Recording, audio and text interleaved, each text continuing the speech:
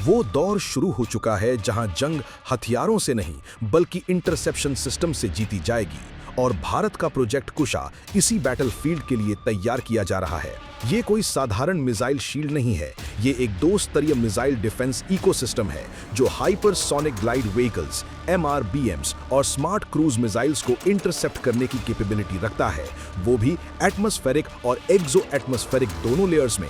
Project कुशा की technical supremacy देखिए। Interceptor range 400 kilometre से ज्यादा है, मतलब ये दुश्मन की मिसाइल को 400 किलोमीटर दूर से ही मार गिरा सकता है।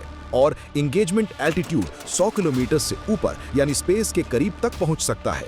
इसके टारगेट्स में हाइपरसोनिक वेपन्स यानी आवाज से 5 गुना तेज चलने वाली मिसाइल्स, MIRVs जो एक साथ कई वॉरहेड्स छोड़ती हैं, स्टेल्थ क्रूज मिसाइल्स जो रेडार से छुप जाती हैं और एडवांस्ड एयरक्राफ्ट प्लेटफॉर्म्स शामिल हैं।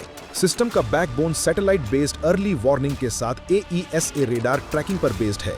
सबसे इंपॉर्टेंट बात यह है कि इसमें AI सपोर्टेड क्लासिफिकेशन सिस्टम है जो रियल टाइम डिकॉय रिजेक्शन करता है, यानी झूठे टारगेट्स को तुरंत पहचान लेता है। ये एक्चुअल थ्रेट्स और फेक मिसाइल्स के बीच फर्क कर सकता है। S-400 पावरफुल है, लेकिन उसका आर्किटेक्चर प्राइमरीली एयर डोमिनेंस और फिक्स्ड लेयर इंटरसेप्शन के लिए डिजाइन हुआ था। कुशा का विजन इससे कहीं आगे का है। ये मोबाइल, मॉड्यूलर और एज डिप्लॉयबल है ताकि इसे लद्दाख फॉरवर्ड बेसिस या अंडमान नेवल कमांड तक सीमलेसली डिप्लॉय किया जा सके। ये फ्लेक्सिबिलिटी स्टैटिक डिफेंस को डायनामिक प्रोटेक्शन में ट्रांसफॉर्म कर देती है। आज के थ्रेट लैंडस्केप को देखते हैं।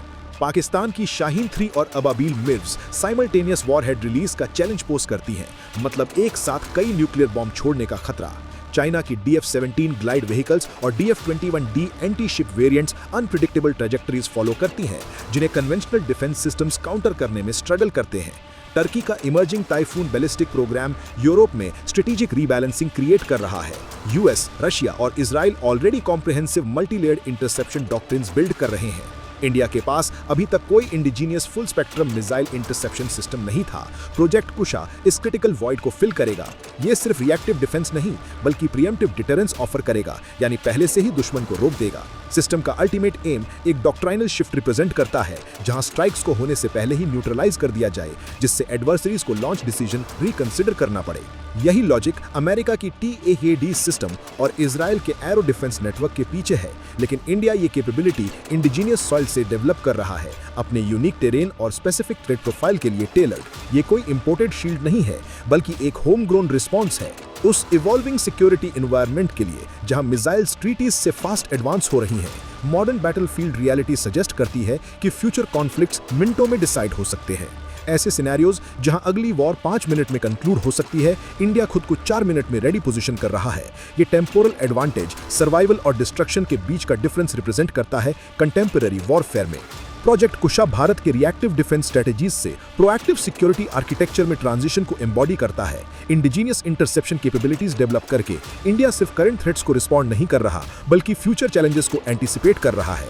सिस्टम टेक्नोलॉजिकल सॉवरेनिटी रिप्रेजेंट करता है उस एरा में जहां डिफेंस डिपेंडेंसीज स्ट्रेटेजिक वल्नरेबिलिटीज बन सकती है।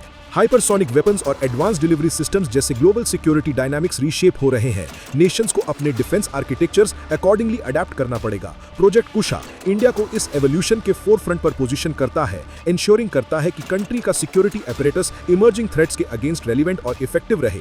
सिस्टम का मॉड्यूलर डिजाइन कॉन्टिन्यूअस अपग्रेड्स और अडेप्टेशंस अलाउ करता है जैसे थ्रेट प्रोफाइल्स इवॉल्व होते हैं। ये फ्यूचर प्रूफिंग इंश्योर करता है कि इंडिया का मिसाइल डिफेंस में इन्वेस्टमेंट ईयर्स के बजाय डेकेड्स तक स्ट्रेटेजिकली रेलिवेंट रहे।